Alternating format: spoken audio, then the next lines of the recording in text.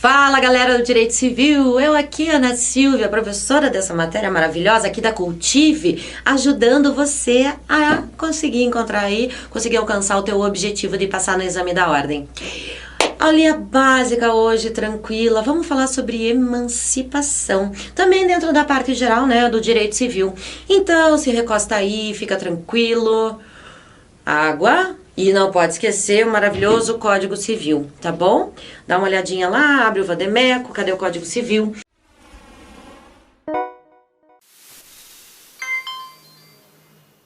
A gente vai falar sobre emancipação. O que é interessante? Por que é interessante a emancipação? A emancipação nada mais é do que uma antecipação dos efeitos da maioridade. Uma pessoa que atinge os 18 anos, a gente sabe que ela atinge a tal da capacidade plena. Se não tiver nenhum problema físico não, se não tiver nenhum problema psíquico aí no meio do caminho. A gente também sabe que desde 2015, quando entrou em vigor o Estatuto da Pessoa com Deficiência, a gente tem que tomar bastante cuidado em relação às incapacidades. Mas já viram a aula do Estatuto da Pessoa com Deficiência, tenho certeza que está na ponta da língua. Mas o que interessa hoje pra gente não é uma questão de incapacidade relativa, incapacidade absoluta, mas a gente conseguir entender que antes dos 18 anos existe a possibilidade da pessoa já ser considerada civilmente uma pessoa plenamente capaz. O que é uma pessoa plenamente capaz? É aquela pessoa que tem a tal da capacidade de fato e também tem a capacidade de direitos. A gente sabe que todo mundo tem capacidade de direitos. Desde lá o nascituro, né? Que ele é protegido, os direitos da personalidade dele são protegidos mesmo ainda dentro da barriga da mãe. A capacidade de fato, por sua vez, ela tem alguns requisitos para a gente alcançar. Um dos requisitos é a gente alcançar 18 anos, certo? E é disso que a gente vai falar hoje. Como que eu posso ter uma capacidade plena, ou seja, uma capacidade de direito, somada a uma capacidade de fato, mesmo eu sem eu ter completado ainda os meus 18 anos? Olhem, a emancipação é uma das formas de a gente ter essa antecipação dos efeitos da maioridade. A emancipação ela é feita normalmente pelos pais, mas ela também pode ser feita de forma judicial. E existem algumas formas legais também, e é disso que a gente vai tratar hoje. Quando eu alcanço a capacidade civil plena, será que eu deixo de ser menor de idade? Vou explicar a minha pergunta para ficar mais fácil para vocês conseguirem me responder aí da casa de vocês. Eu fui emancipada com 17 anos pelo meu pai. Ótimo. Eu posso sair beber?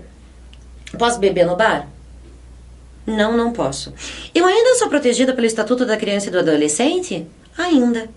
Eu tenho uma capacidade civil plena, mas eu não deixo de ser menor de idade. A capacidade civil, ela serve para os atos da vida civil, mas não quer dizer que por causa disso, toda e qualquer esfera do direito vai me ver também como um absolutamente capaz.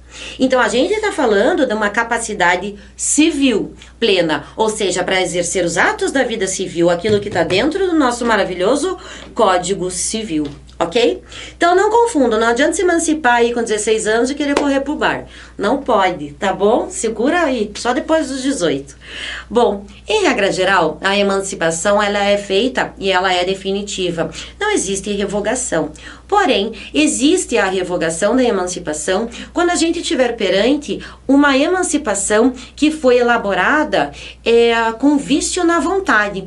Os vícios de vontades, a gente vai estudar lá na parte do direito obrigacional, mas só para vocês, tenho certeza que a maioria de vocês já lembra, a gente está falando de vício de vontade, então, dolo, erro ou coação. Se a pessoa foi coagida a assinar uma emancipação, se ela achou que estava assinando uma coisa e estava assinando outra e assim por diante. Quando houver vício de vontade, eu posso sim fazer a revogação pela nulidade dessa emancipação.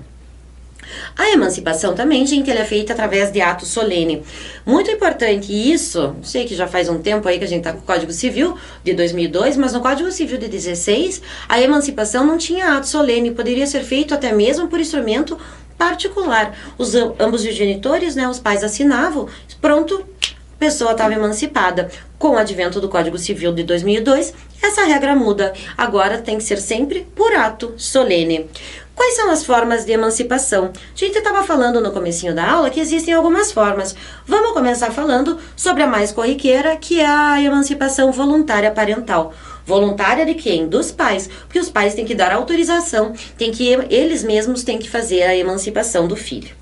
O mínimo que o emancipado tem que ter é de 16 anos. Os pais não podem emancipar uma criança de 13, de 15. Tem que ter completado pelo menos 16 anos para ter a emancipação pela voluntária parental.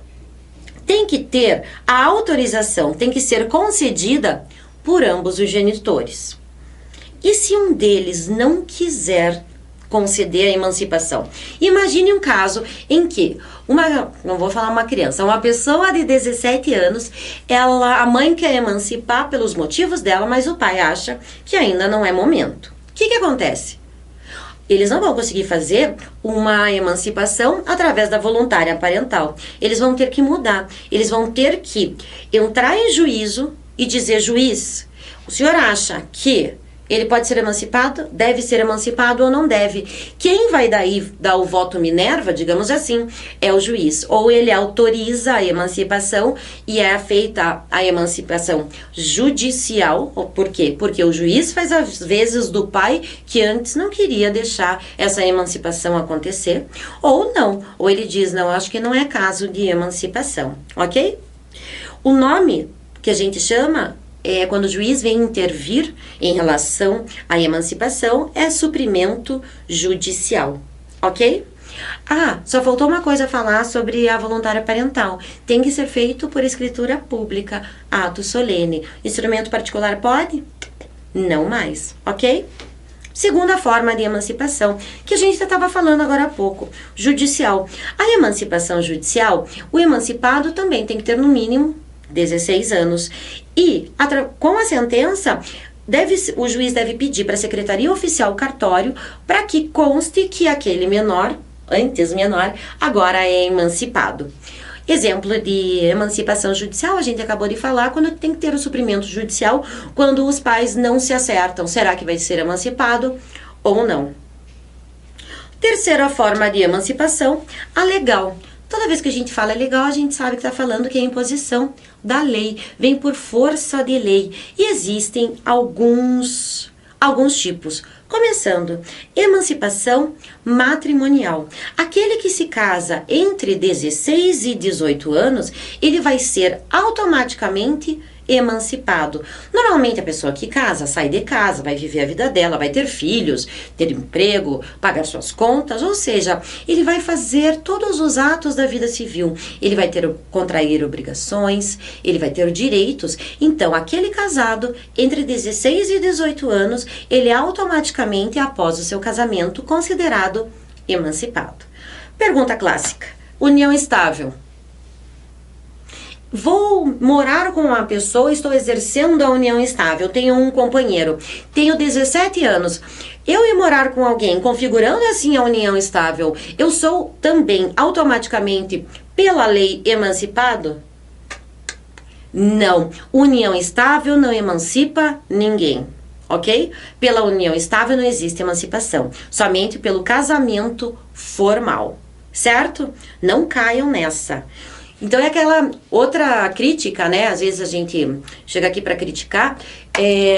A gente sabe que casamento e união estável, hoje eles são equiparados, né? São equivalentes. Porém, ainda não existe essa previsão de emancipação legal por força da lei pela união estável. Segunda forma que a gente tem em relação à emancipação legal, exercício de emprego público. A pessoa com menos de 18 anos vai ter um emprego público. Quantas pessoas com menos de 18 anos têm um emprego público que vocês conhecem? Ninguém. Extremamente difícil. Nunca vi acontecer. Se alguém conhecer, por favor, mande um e-mail aqui para a Cultive que eu vou apertar a mão dessa pessoa. Se a pessoa tiver um emprego público, então antes dos 18, ela também legalmente, por força da lei, vai estar emancipada. Esse outro caso que a gente vai falar agora, esse terceiro caso, que fala da colação de grau em ensino superior antes dos 18 anos, também automaticamente, pela previsão legal, pela força da lei, aquela pessoa vai ser emancipada. Pergunto para vocês, quantas pessoas vocês conhecem formados em curso superior com menos de 18 anos? Também, se alguém souber e conhecer, me manda. Gente, a lei está estipulando, dizendo que se uma pessoa tem tanta capacidade, tem um QI tão elevado, de conseguir se formar em curso superior antes dos 18 anos, nada mais justo dela mesma ser responsável por ela e aí cumprir com seus direitos e obrigações também na esfera civil. Esse é o objetivo do legislador, com certeza não muito utilizado aí no nosso dia a dia. Economia própria. Aquele menor de 18 anos que tem uma economia própria, que consegue se manter, que consegue se sustentar sem a ajuda da família, ele também vai ser emancipado por força da lei. Pode ser menor de 16 anos aqui. Imagine um gênio, hackerzinho, gênio aí e tal, agora tá aparecendo bastante. Com 14 anos ele inventa um programa, um jogo. Eu não entendo nada disso, mas um software novo que fez assim, ó, o maior sucesso. O cara tá ganhando bilhões ali com a invenção dele. Também nada mais justo do que liberá-lo para adquirir direitos e deveres na esfera civil sem precisar de representante. Então ele também, quando a pessoa menor, aqui pode ser menor de 16 anos, já tiver um faturamento suficiente para se manter, para o seu sustento, ele também vai ser considerado pela lei, pela força da lei, emancipado. Certo? Aulinha light hoje, com tranquilidade. Não esqueçam, pode cair uma pegadinha numa questão aberta, ou às vezes eles colocam um caso concreto na prova objetiva, falando sobre emancipação. Então fica ligado, dá uma olhadinha, principalmente, não precisa decorar muita coisa, mas saibam o que é a emancipação, qual é a consequência. Fica a capacidade civil plena. Ok, galera? Te vejo aqui daqui a pouquinho. Próxima? Põe aí na próxima já. Beijo.